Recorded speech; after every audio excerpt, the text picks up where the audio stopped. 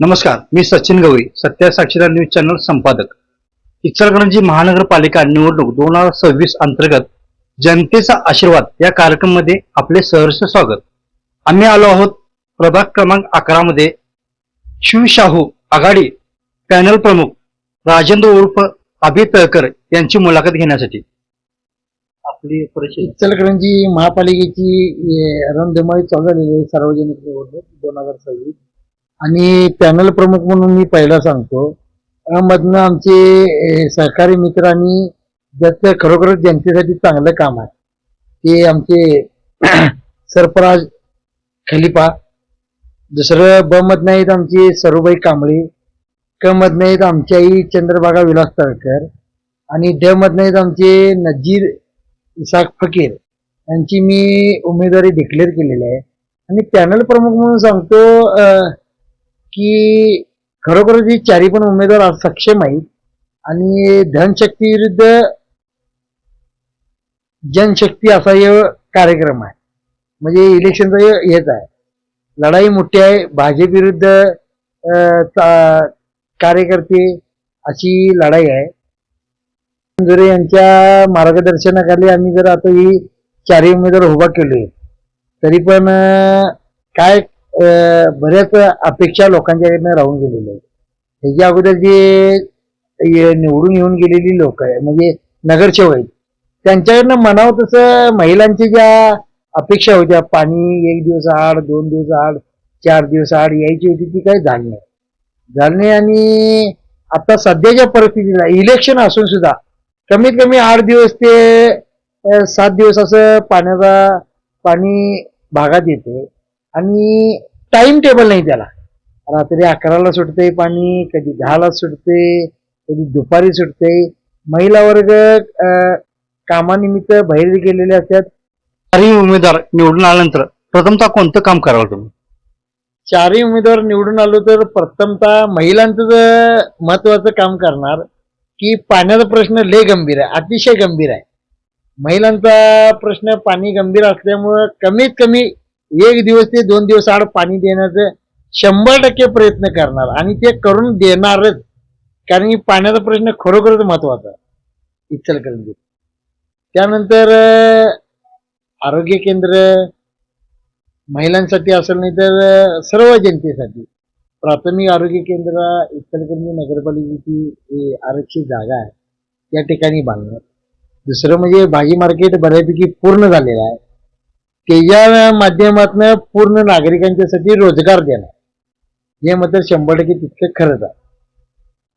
त्यानंतर झोपडपट्टी पुनर्वसन असेल, हनुमान नगरात आहे, आमच्या सरस्वती हायस्कूलजवळ आहे, आमच्या स्वामी मळ्यात आहे, कोल्हे मळ्यात आहे, लिगाडी मळ्यात आहे. 100% झोपडपट्टी पुनर्वसन केल्याशिवाय राहणार नाही. हे माझा पॅनल प्रमुख म्हणून शब्द आहे.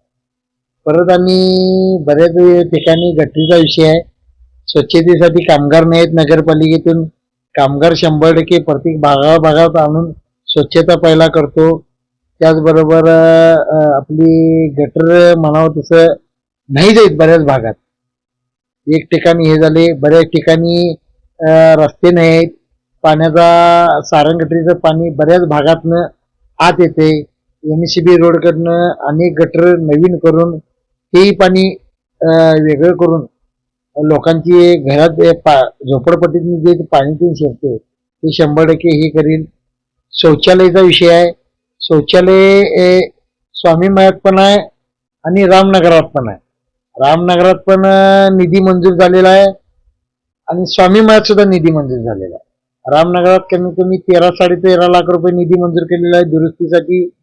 त्यात लाईट नाही, शौचालय सगळे खराब आहेत, बरीच पाईप चोकअप आहेत, टाकी भरलेली आहे, मुतारी नाही, ती सोय करणार आहे. तसंच स्वामीमळ्यातली पण परिस्थिती अत्यंत वाईट आहे.